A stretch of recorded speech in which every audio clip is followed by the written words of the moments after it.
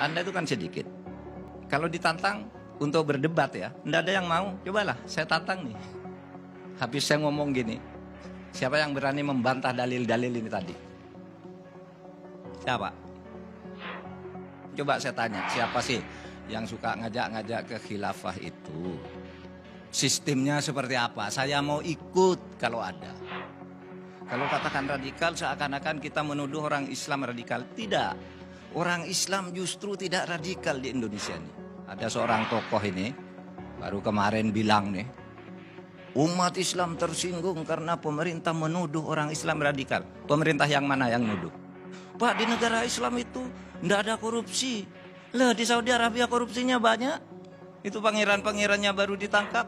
Pak, kalau berlaku hukum potong tangan, aman negara. Lah, di Saudi Arabia tiap hari Jumat ada orang dipotong tangan, berarti hukum sudah berlaku, masih ada orang mencuri juga.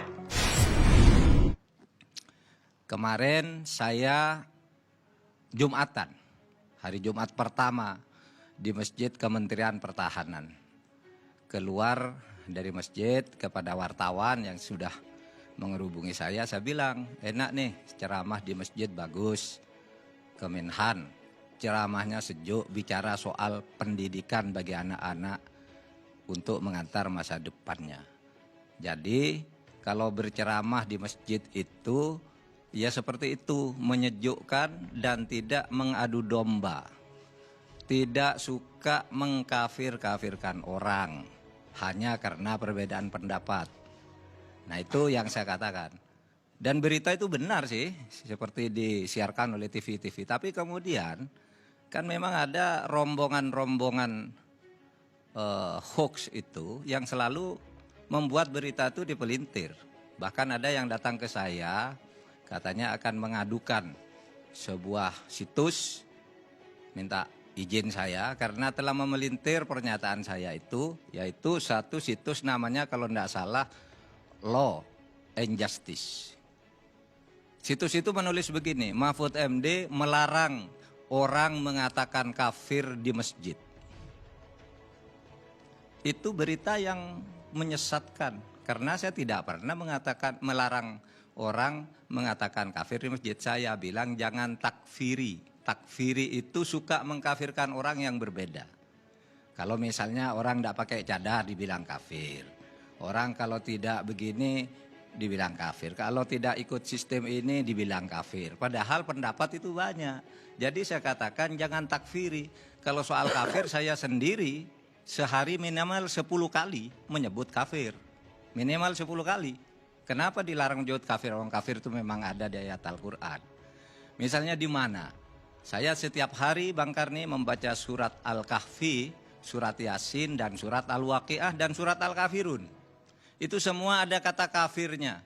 Misalnya di surat Kahfi itu ada kata wa ammal gulam fakana abawahu mu'minain fakhoshina ayyurhiqohuma tuyana wa kufro. Kafir.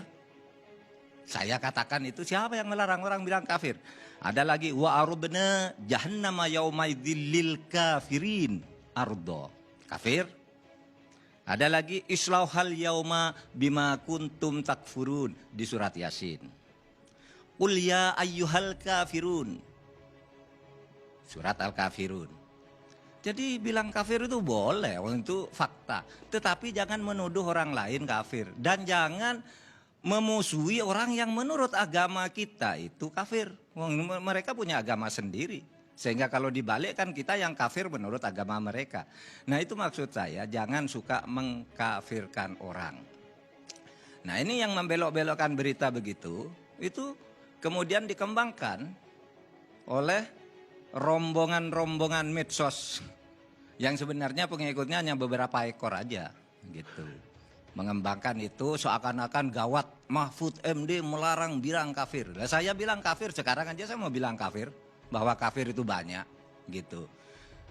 Yang penting jangan suka mengkafirkan orang dan jangan menimbulkan permusuhan karena agama itu adalah untuk kedamaian diturunkan ke muka bumi.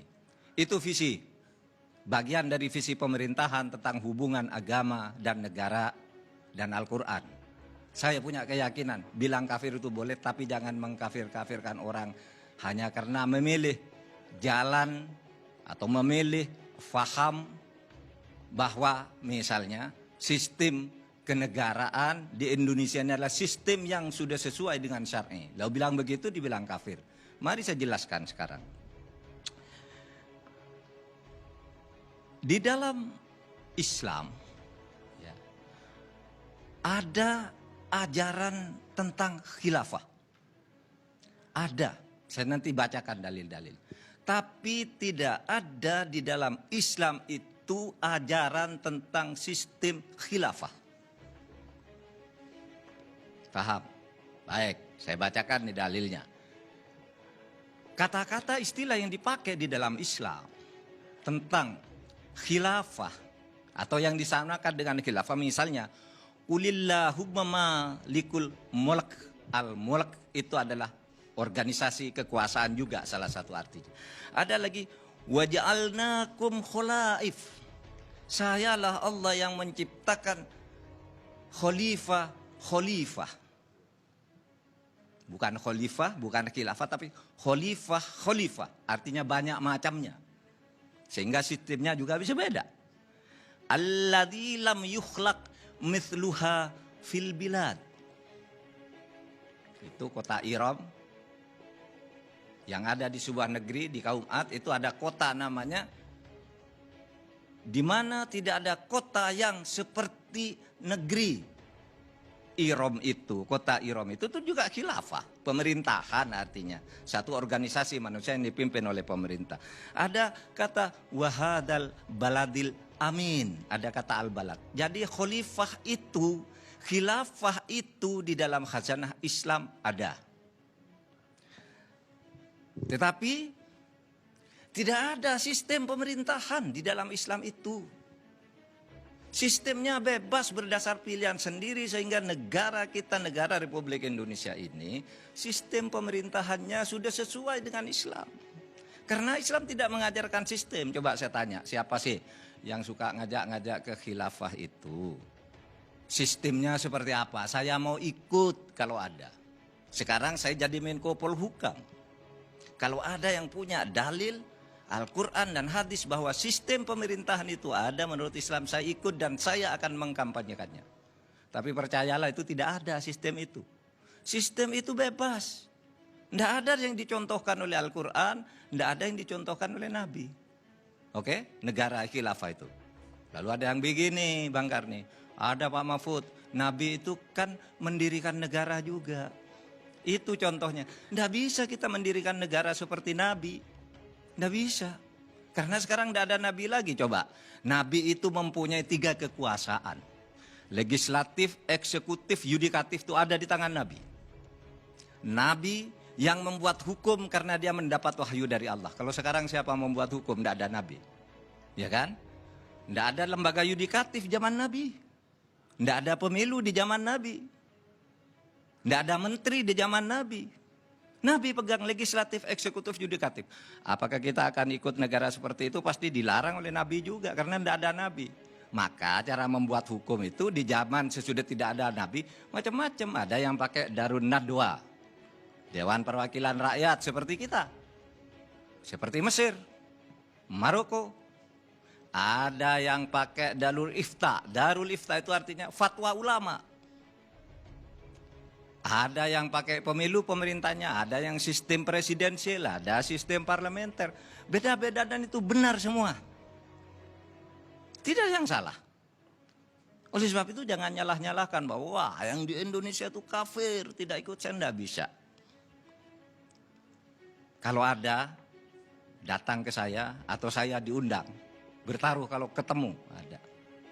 Tidak ada. Jadi Indonesia itu sebagai sebuah produk ijtihad. Sesuai dengan kebutuhan waktu dan zaman. Yang ditetapkan oleh para ulama bersama para pendiri negara, memilih negara inklusif, negara Pancasila. Itu sudah benar. Tidak ada yang bertentangan dengan syariah. Oleh sebab itu jangan mengkafir-kafirkan orang. Hanya karena berbeda pilihan cara bernegara. Yang penting bagi Islam khilafah itu harus ada. Tetapi sistemnya bebas, yang terpenting maqasidus syar'i. Apa maqasidus syar'i? Maksud diturunkannya. Ajaran tentang khilafah itu apa? membangun keadilan, kemaslahatan umat, memilih pemimpin yang jujur, menegakkan hukum. Nah itulah maksudnya. Bukan lalu sistemnya harus ini, harus. Tidak ada itu. Kalau ada saya mau ikut, karena saya orang Islam, wajib kalau memang ada menurut Quran dan Sunnah. Nah, Bang Karni, sekarang ini ada 57 negara Islam yang sistem pemerintahannya, khilafahnya beda-beda. Di mana itu? Oki. Oki itu organisasi konferensi negara-negara Islam. Itu sistem pemerintahnya beda-beda. Dan tidak ada yang mengatakan yang satu kafir, satu tidak. Kenapa kita kok ada gerakan di sini kafir kafir? Kita sudah hidup nyaman zaman selama puluhan tahun, rukun, beragama. Lalu sekarang muncul kaum-kaum takfiri itu. Yang selalu ingin mengkafirkan orang. Dan saudara, itulah yang disebut radikal. Tetapi jangan salah paham ya. Jangan salah paham. Kalau katakan radikal seakan-akan kita menuduh orang Islam radikal. Tidak. Orang Islam justru tidak radikal di Indonesia nih. Ada seorang tokoh ini, baru kemarin bilang nih, umat Islam tersinggung karena pemerintah menuduh orang Islam radikal. Pemerintah yang mana yang nuduh? Tidak ada. Pemerintah tidak pernah bilang orang Islam itu radikal. Tapi ada orang Islam yang melakukan gerakan radikal itu pasti. Dan sudah banyak. Melalui lembaga pendidikan. Misalnya kalau ada orang bawa patung Garuda, itu kafir. Itu dulu yang ditumpas oleh Nabi itu berhala. Patung burung Garuda. Pakaian, kamu jalan tidak boleh lewat jalan situ. Harus lewat sini perempuan, sana laki-laki. Itu kafir. Nah itu kaum takfiri. Dan itu yang radikal. Menyalah-nyalakan orang begitu. Cara beragama sehingga dibenturkan dengan orang beragama lain. Gitu. Dibenturkan dengan kebiasaan tradisi yang sudah ada. Padahal di dalam Islam yang kemudian diambil sebagai dasar oleh hukum modern itu ada dalil. Bahwa hukum itu berubah, berkembang sesuai dengan perubahan zaman, tempat, dan waktu. La yungkaru taghayyurul ahkam bitaghayyuril azman wal amkan wal awaid. Tidak bisa diingkari sejak dulu. Hukum itu selalu berubah kalau zamannya berubah. Tempatnya berubah, budayanya berubah. Oleh sebab itu hukum tata negara Indonesia yang berdasar dari sumber ajaran Islam itu bisa. Kita buat sendiri, orang Mesir buat sendiri kok, kita Saudi Arabia buat sendiri. Pak, di negara Islam itu tidak ada korupsi. Lah di Saudi Arabia korupsinya banyak. Itu pangeran-pangerannya baru ditangkap. Pak, kalau berlaku hukum potong tangan aman negara. Lah di Saudi Arabia tiap hari Jumat ada orang dipotong tangan, berarti hukum sudah berlaku, masih ada orang mencuri juga. Itulah perlunya negara. Itulah perlunya hukum. Bang Karni, ini penting ya, karena kalau bicara soal radikal-radikal itu lalu seakan-akan pemerintah menangkap orang Islam saja. Banyak kok yang ditangkap. Bukan hanya orang Islam. Dan ingat, lebih dari 180 juta orang Islam di Indonesia ini. Tidak ada yang radikal, yang dalam arti suka nyalah-nyalakan gitu, kecuali beberapa gelintir. Semuanya menerima negara Pancasila sebagai bagian dari pelaksanaan syariah. Oleh sebab itu kalau ada yang ingin mengganggu itu, kita lawan. Kita semua harus melawan, bukan hanya pemerintah. Rakyat juga minta kita melawan, kita menindak. Coba ada ribuan pesantren, puluhan ribu di Indonesia pesantren.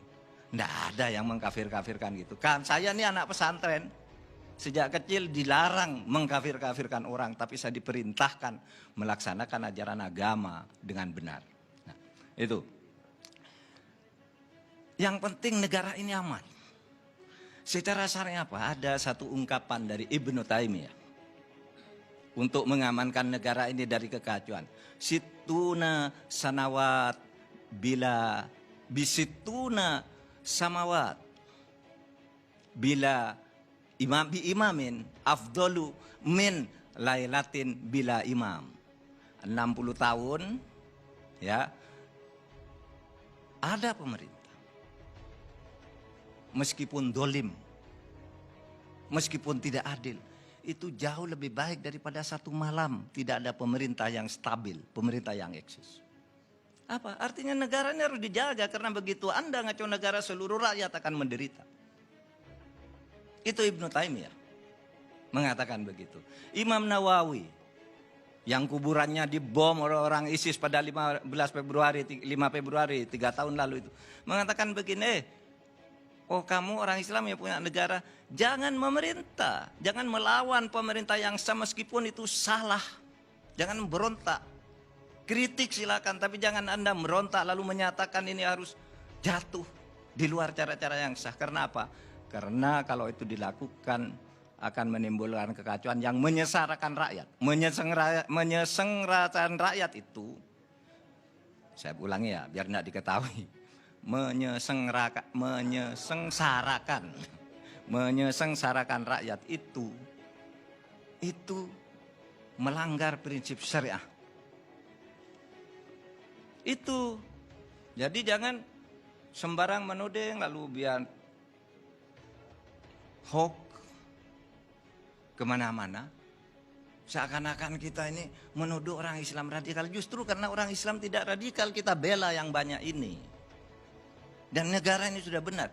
Itulah tujuan deradikalisasi. Deradikalisasi itu maksudnya begitu, bukan kita mau melibas orang lalu didramatisir seakan-akan kita anti Islam. Siapa yang anti Islam? Kita Islam semua.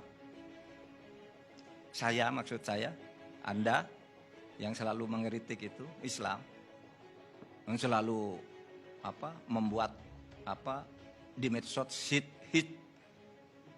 and run, nyerang lalu lari menghilang gitu. Ketika ditanya mana dalilnya, ayo ketemu, tidak ada. Saya tantang deh kalau ada.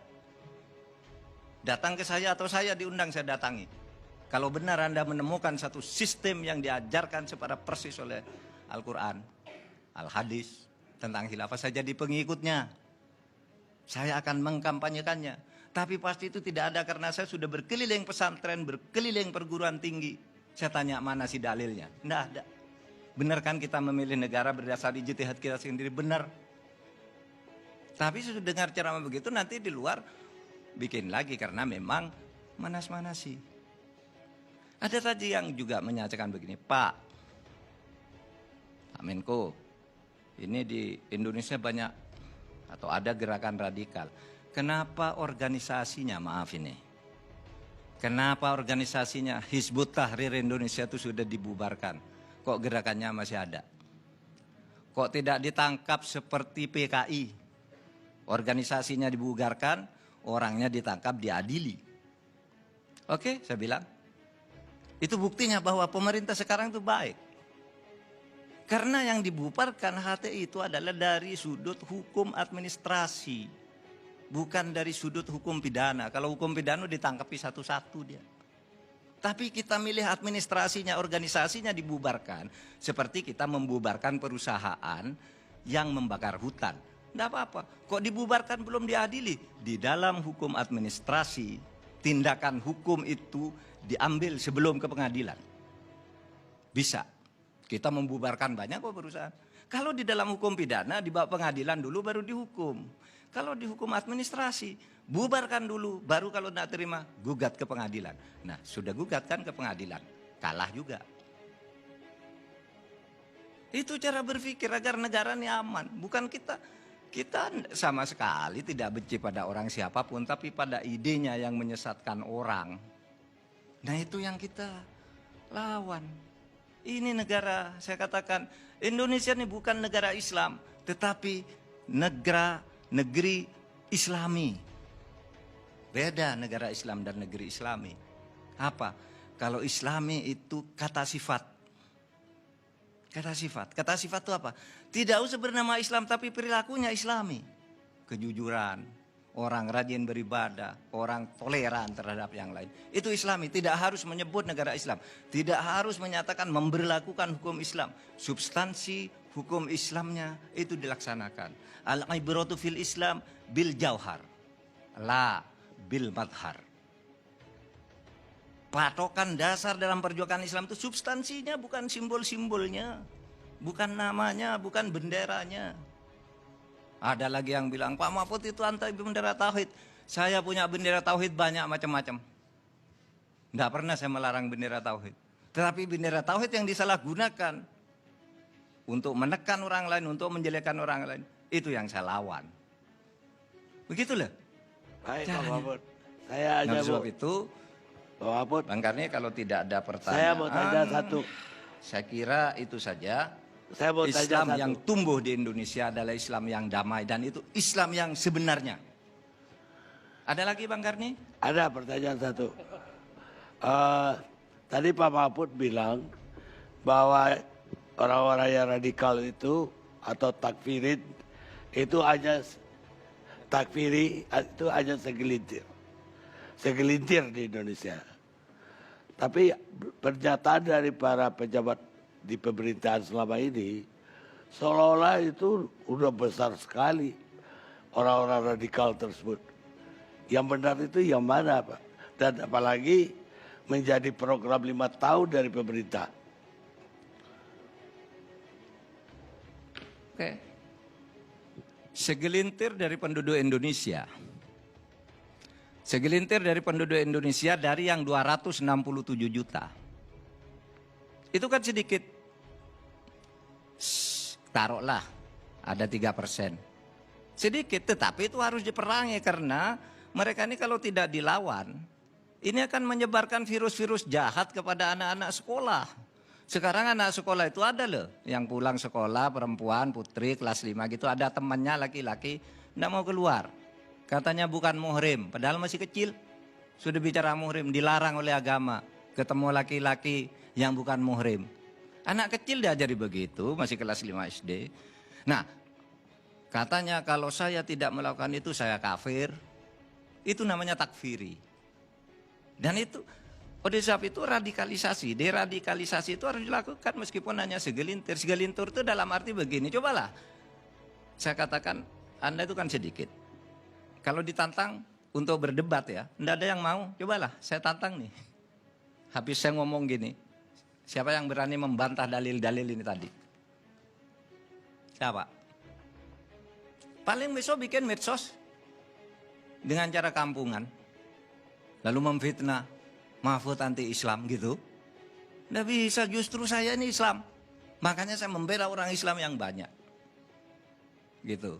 Nah mari kita berdamai di negara kesatuan Republik Indonesia berdasar Pancasila sebagai sebuah produk ijtihad ya, yang itu sudah kita pilih bersama demi kemaslahatan.